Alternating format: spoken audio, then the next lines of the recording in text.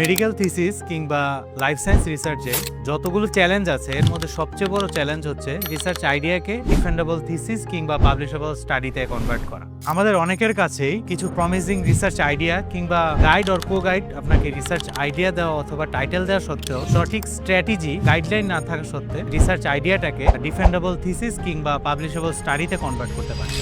বাস্তব সমস্যার সমাধানের লক্ষ্যে ইনোডিমে আয়োজন করেছে একটি free webinar from research idea to defendable thesis and publishable study. সেশনটি কন্ডাক্ট করবেন ডক্টর খুরশিদা আক্তার ম্যাম, যিনি অ্যাসোসিয়েট প্রফেসর হিসেবে নিপসমে আছেন, এবং তিনি আলোচনা করবেন কিভাবে একটি ব্রড বা আনস্ট্রাকচার রিসার্চ আইডিয়াকে ক্লিনিক্যাল, মিনিংফুল, একাডেমিক্যালি ডিফেন্ডেবল এবং পাবলিকেশন রেডি থিসিস টাইটেলে রূপ দেওয়া যায়। বিশেষ করে এমডিএমএস, এফসিপিএস কিংবা লাইফ সায়েন্স অ্যাসপিরেন্ট রিসার্চারদের জন্য এই ওয়েবিনারটি হতে পারে গেম চেঞ্জিং ডিসিশন।